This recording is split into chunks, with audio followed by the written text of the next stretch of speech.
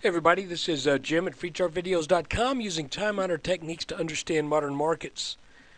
This video is for educational purposes only. It is not intended to be used as any form of investment advice. I can draw lines on charts, but you have to draw your own conclusions from your own due diligence and make investment decisions that are suitable for your financial situation. I'm not a licensed professional. Hey, I'm just a guy that draws lines on charts. So let's look at the S&P 500. Well, today we got confirmation of this being now what appears to be a continuation head and shoulders, where we formed this pattern after a down leg. The pattern formed left shoulder, head, right shoulder, and then it broke down under the neckline today. And where did it bounce? Well, it bounced almost exactly originally. It did trade underneath it just a little bit, but let me show you. Well, I got to go back to a daily chart, don't I?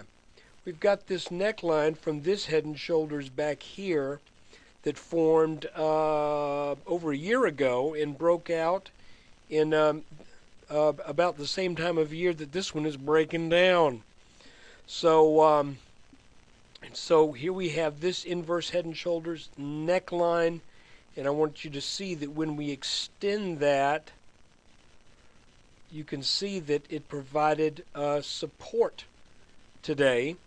Now we got to ask ourselves how strong is that support, and in light of this head and shoulders continuation pattern, which I think I'm pretty confident in calling at this point, because it's got the left shoulder, the head, the right shoulder.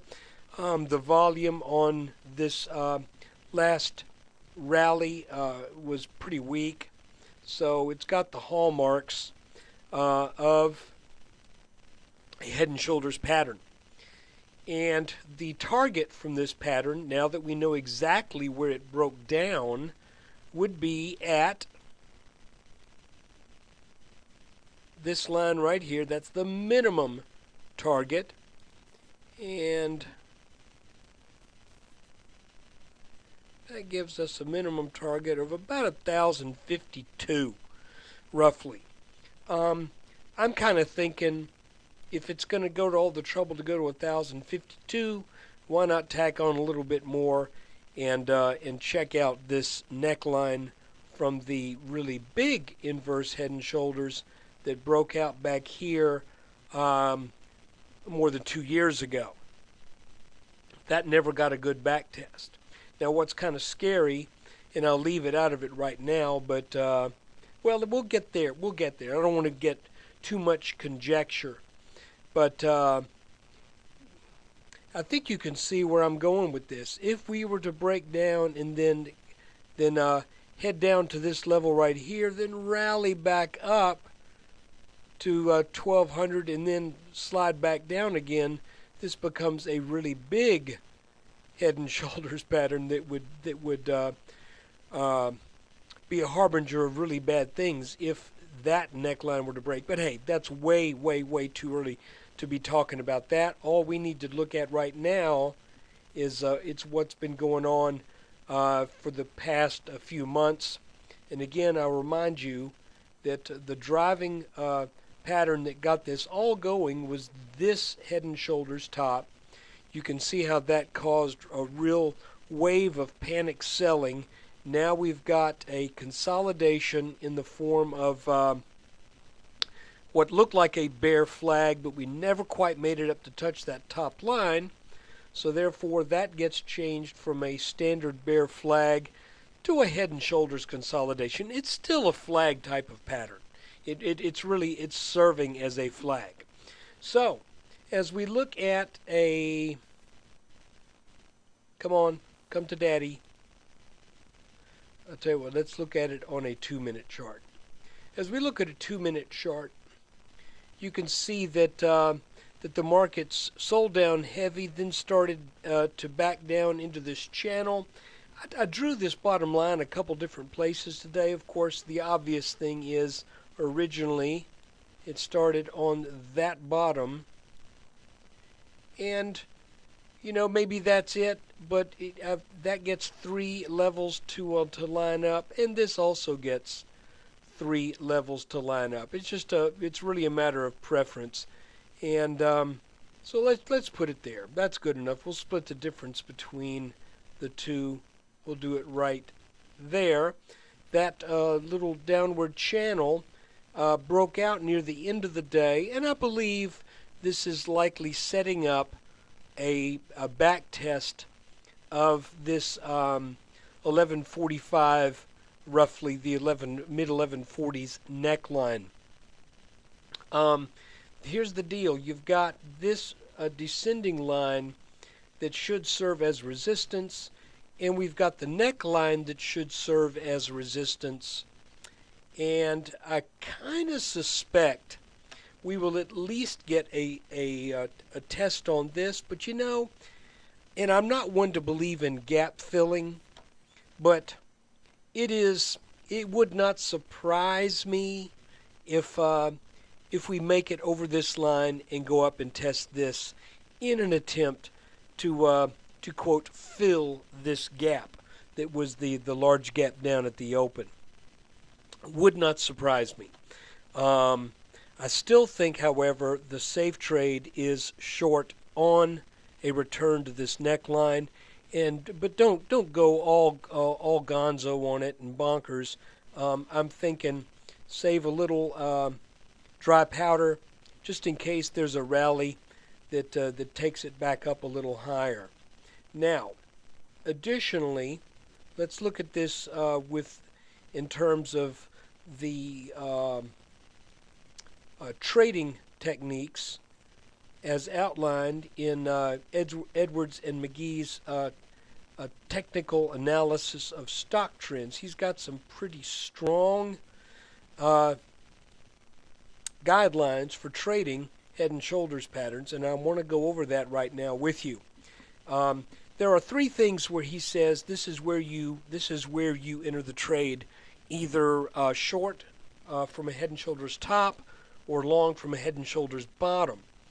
And those 3 are the first of these things that happens. The first one would be, and I'm going to take these in order of when they will likely happen. In reverse order. The first is draw a line across the head and the right shoulder and short when you get to that line. Okay? That's way on up there because the head is not really that much higher than either shoulder.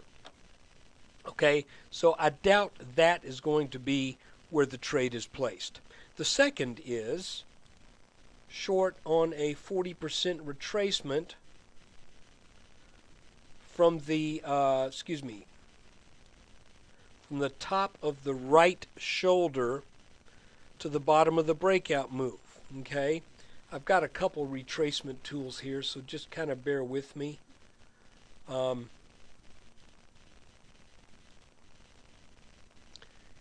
going to make it red so that one stands out.